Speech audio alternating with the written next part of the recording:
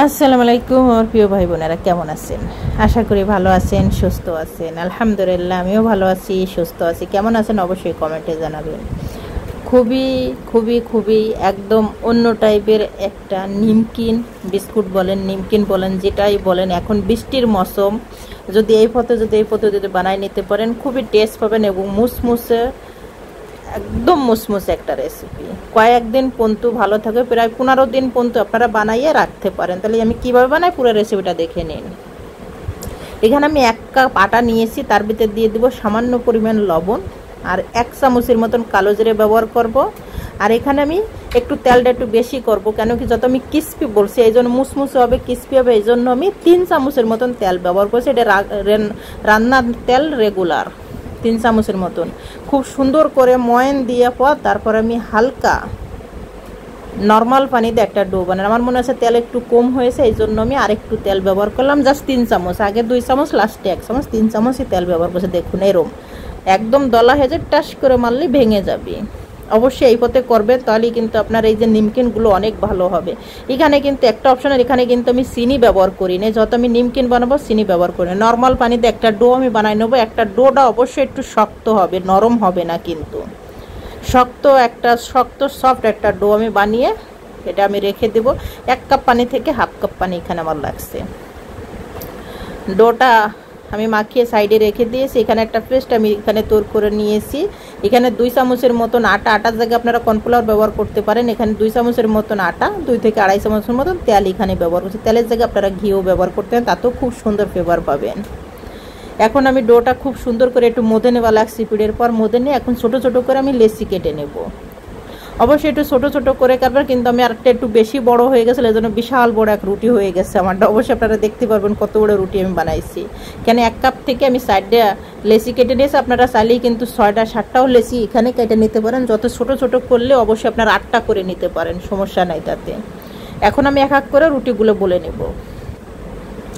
অবশ্যই রুটিগুলো একটু পাতলা করার জন্য চেষ্টা করবেন, কখনো মোটা রুটি করবেন না, তাহলে কিন্তু ভিতর থেকে কিন্তু এই যে নিমকিনগুলো ভিতর থেকে ক্রিস্পি হয়ে উঠবে। আর এখানে কালি জিরা এটা ব্যবহার করেন, জিরের জায়গা জিরে ব্যবহার করতে পারবেন না, কালি জিরে ব্যবহার করেন। এতে দেখতেও সুন্দর হবে, খাইতেও সুন্দর লাগবে, যখন আপনার দাঁতের নিচে পড়বে খুব সুন্দর একটা ফ্লেভার আপনারা পাবেন। এক এক করে সব রুটিগুলো আমি এভাবে বলে নিব।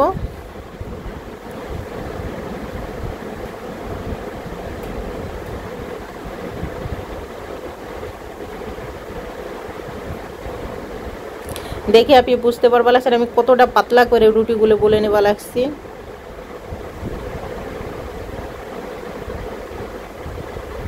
এই দেখুন আমার রুটিগুলো কিন্তু বলা হয়ে গেছে। আর উপর থেকে অবশ্যই কিন্তু একটা আটা ছড়াই দেবেন, কেন কি এটা আটা ছড়াই দিলে কি হবে, একটার সাথে একটা লাগবে না। লাস্টেরটার পর আমি যে পেস্টটা তৈরি করেছিলাম সেটাই কিন্তু হাত দিয়ে খুব সুন্দর করে একদম সব জায়গা মাখিয়ে নিতে হবে। দেখুন এরকম কোনো জায়গা বাদ দেবেন না, তাহলেই কিন্তু ভিতর থেকে ক্রিস্পি উঠবে। এই জন্য আমি এক এক করে একটু আটা আবার এখানে আমি ছড়াই দিলাম, যাতে না লাগে রুটিগুলো, যাতে লেয়ারগুলো দেখা যায়। আরেকটা আমি রুটি বসাই দিলাম, সেম পদ্ধতি আমি 4টে রুটি একসাথে বসাই নেব। এখন আমার রুটিটা এত বড় হয়েছে, আমার পিড়েটা এত বড়, তারপরে কিন্তু পিড়ের বাইরে চলে গেছে এত বড় রুটি। এই জন্য ছোটো ছোটো করে লেচি কেটে নেবেন। যখন নিমকি বানাবেন ছোট ছোট করে রুটি বলেন, দরকার হয় 4 জায়গায় হয়তো আপনার 8টা রুটি করে নিতে পারেন। এটা আপনাদের সুবিধার জন্য আমি বলে দিলাম। আমি যে পথে এই লেয়ারগুলো এরকম দেওয়া লাগছি, মানে যে পেস্টগুলো আমি যে পথে মাখালে আপনারা সেম পদ্ধতিতে মাখাবেন। আর অবশ্যই উপর থেকে একটু আটা বা কর্নফ্লাওয়ার দেবেন, যেটা আপনাদের হাতের কাছে যেটা থাকে সেটাই ব্যবহার করতে পারেন। আমার এখানে কিন্তু 4টে একসাথে জয়েন করা হয়ে গেছে। উপর থেকেও কিন্তু আমি এই একদম মানে পেস্টটা আমি দিয়ে দিলাম, দিয়ে দেওয়ার পর একটু আটা ছড়ে এখন ভাজ করে নিতে হবে। দেখুন এই ভাজও কিন্তু আপনারা ব্যবহার করবেন। আর পেস্টটা কিন্তু অবশ্যই আপনারা একদম নরম করবেন, একটু আঠাইলে আঠাইলে করবেন, সেটা কি আরও বেশি ভালো হবে। যত আঠাইলে হবে তত কিন্তু ভালো হবে। আমি যে পথে ভাজটা দেওয়া লাগছি সেই পথেই কিন্তু আপনারা ভাজটা দিয়ে নেবেন। আমি কিন্তু সব জায়গায় কিন্তু এই যে ইটা পেস্টটা সেটা কিন্তু আমি সব জায়গায় কিন্তু এই পথে দিয়ে নেব সেম পদ্ধতিতে। দেখুন বিশাল বড় একটা রুটি আমি বানিয়ে নেওয়া হয়ে গেছে এই মুহূর্তে। আমার হাত দিয়ে একটু ট্যাপ ট্যাপ করে নিয়ে এখন আমি বলে নেব। অবশ্যই খুব সুন্দর করে বেলে নিতে হবে, বেশি মোটা হবে না এবং বেশি পাতলাও হবে না, একদম মিডিয়াম যে রুটিগুলো সেরকমটা, তার চেয়ে একটু মোটা হবে না পাতলা হবে না, আপনারা দেখেই বুঝতে পারবেন।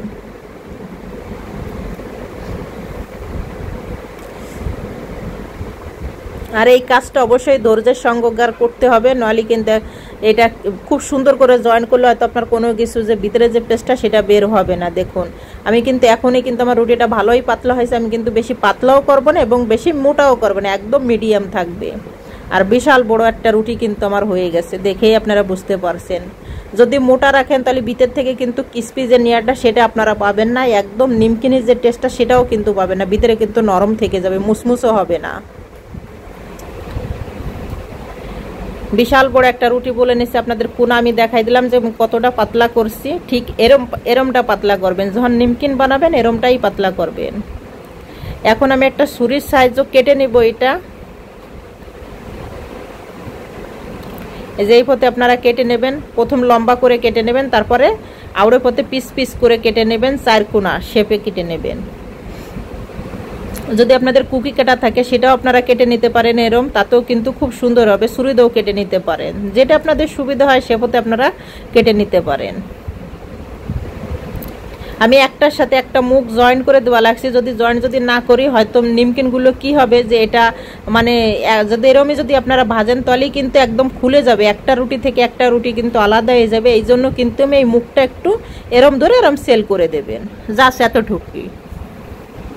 এরমটা একটার সাথে একটা ধরে একটা দেন। আবার আপনারা এই ডিজাইনটাও করে নিতে পারেন, 4 কোণে একটা জয়েন করে এই ডিজাইনটাও করে নিন, এটাও কিন্তু দেখতে খুব সুন্দর হবে। তাহলে কি হবে, লেয়ারগুলো একটার সাথে একটা খুলবে না, একদম ভিতর থেকে ক্রিসপি হয়ে উঠবে। আমি এই জন্য এটা করছি, সেম পদ্ধতি আমি সবগুলো বানিয়ে নিব। দেখুন আমার সবগুলো বানানো হয়ে গেছে। এর ভিতরে আমি কড়াইতে তেল গরম করতে দিয়ে দিয়েছি, এটা ফ্রাই প্যানে তেল পরিমাণ মতন দিয়ে গরম করতে দিয়ে দিয়েছি। দেখে আপনারা বুঝতে পারছেন গরম হয়ে গেছে, বুটবুটে যত উঠছে হালকা গরম। এখন এক এক করে একবারে কিন্তু আপনারা অনেকগুলো নিমকি দেওয়ার জন্য চেষ্টা করবেন না, তাহলে উল্টে পাল্টে দেওয়ার সময় আপনাদের একটু ঝামেলা হইতে পারে। এই জন্য অল্প অল্প করে দিয়ে ভাইজে নিতে হবে। আর চুলের আঁচ প্রথম যদি হাই হিটে দিয়ে গরম করে নেন তেল, তারপরে কিন্তু একদম লো মিডিয়ামে দিয়ে চুলের আঁচটা রাখবেন, তাহলে কিন্তু উপরে কিন্তু একদম কালার চলে আসবে দ্রুত, ভিতরে কিন্তু কাঁচা থাকবে। এই মুহূর্তে আমার চুলের আঁচ আছে লো মিডিয়ামে। দেখুন এমনি এখনই কিন্তু দেখা যাওয়া লাগছে, ভিতর থেকে একদম লেয়ারগুলো কিন্তু কি সুন্দর দেখা যাওয়া লাগছে।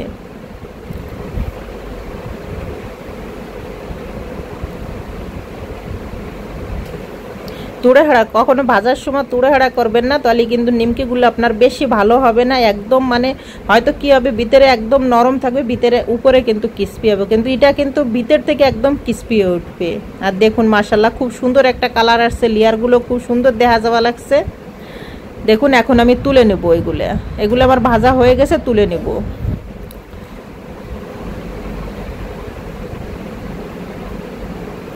এখন আমি সেম পদ্ধতিতে সব নিমকিনগুলো আমি ভেজে নেব।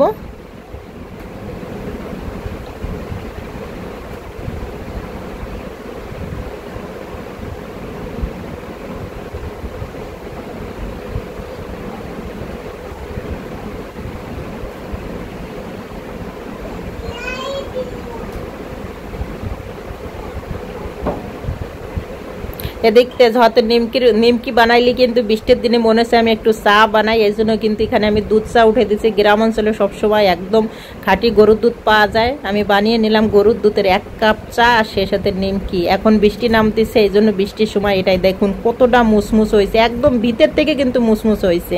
রেসিপিটা ফলো করেন এবং দেখে নিন এবং শিখে নিন। আর অবশ্যই অন্য আমার ভাই বোনদের দেখার জন্য আপনারা শেয়ার করে দিন।